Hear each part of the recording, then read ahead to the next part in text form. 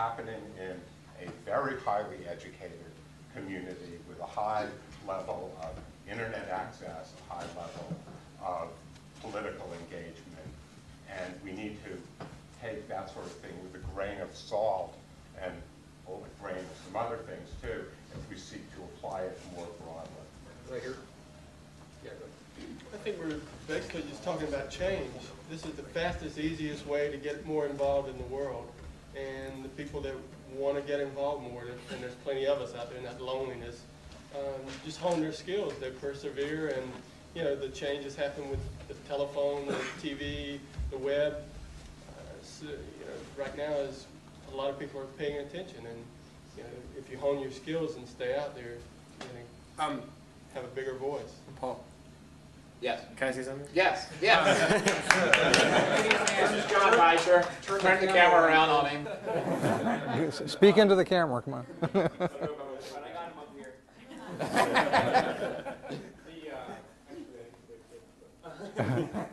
I was just going to say, you know, people talk about,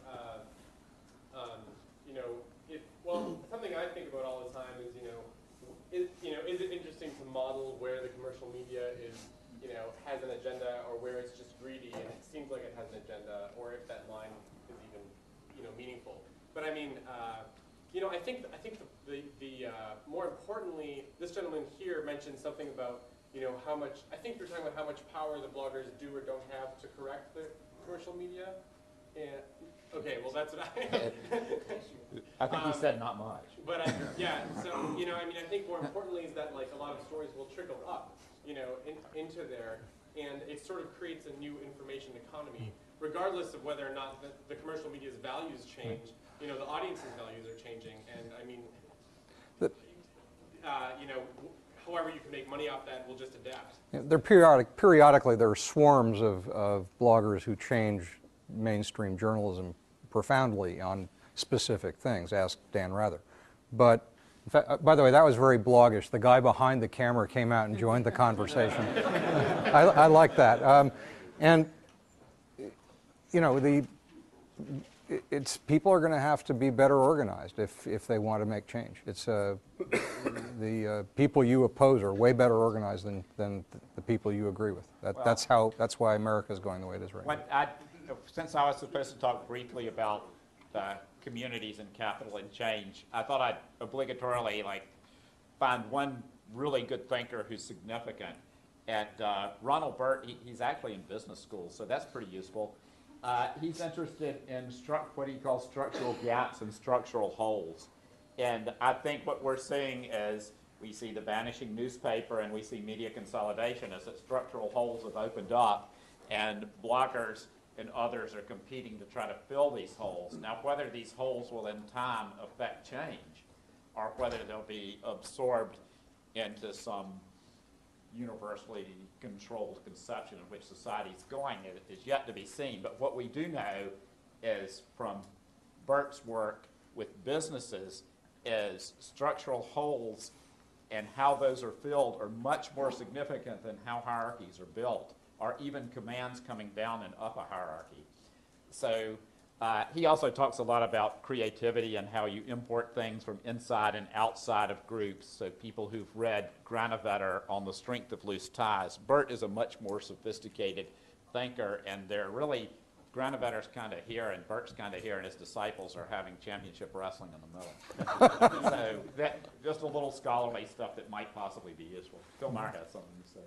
One of the obvious holes is that in the information age, journalism has moved from being a hunter-gatherer occupation, which it was when I entered it 50 years ago, to an occupation where processing is more important than just getting the information, moving it from one place to another.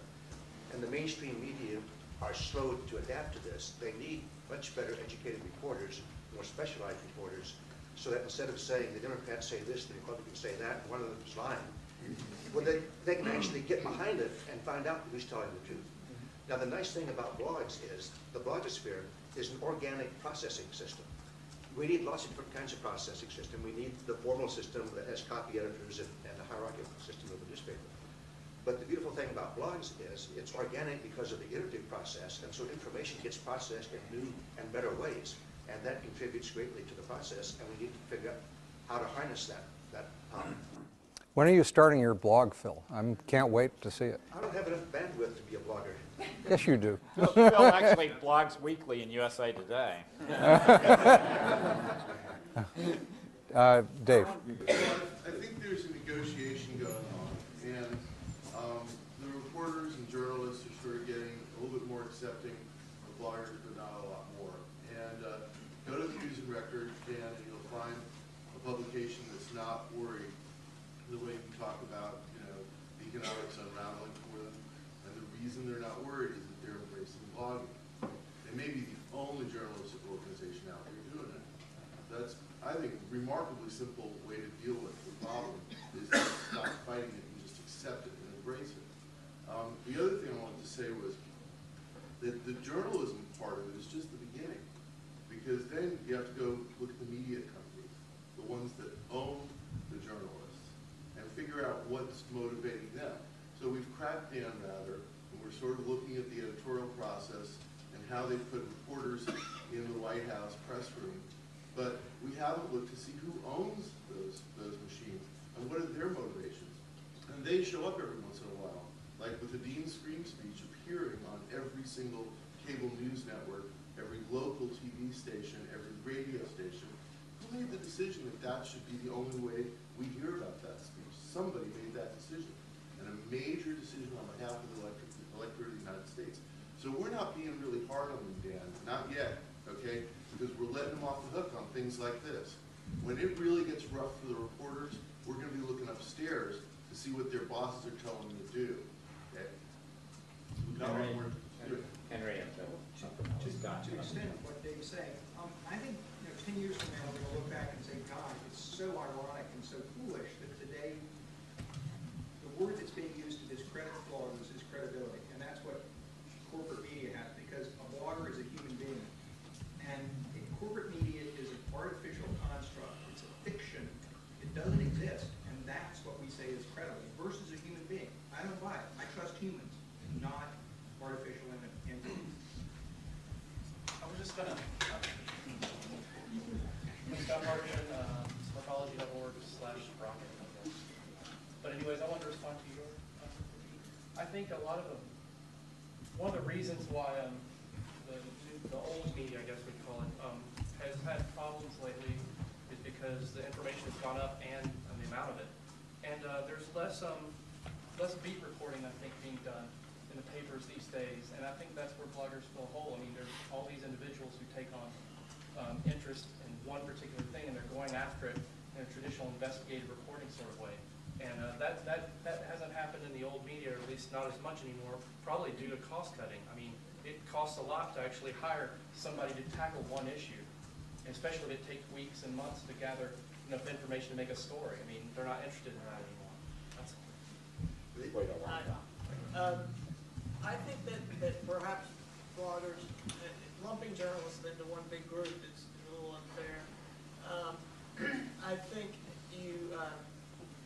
I left UNC Journalism School, went and founded Mother Jones Online in 1994. We had all the issues from Mother Jones Online, open source journalism.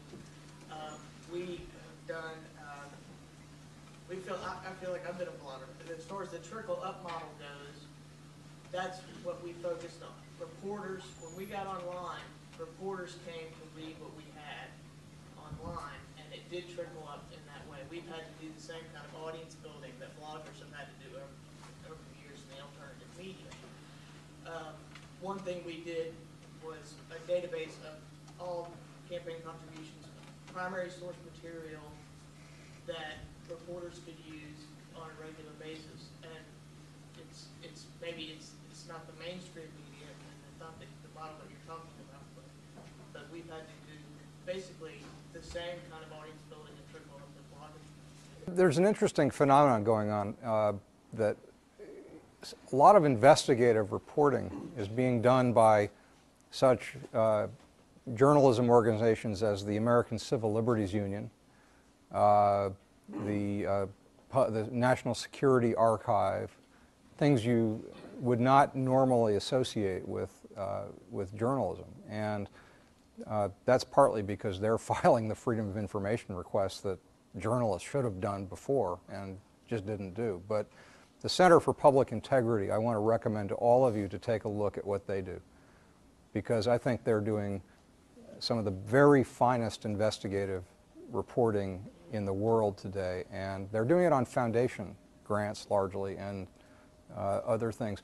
This is a question for the future I have, is whether it's going to take foundations essentially to preserve a lot of what we value in mainstream journalism today. I don't know, but I suspect that's going to be one way we get it. Yeah. There's a lot of money out there in communications. Zilko points out that almost all of it is people talking to other people. And the greatest new influx of money is people talking to other people in a slightly more convenient and cellular phone way.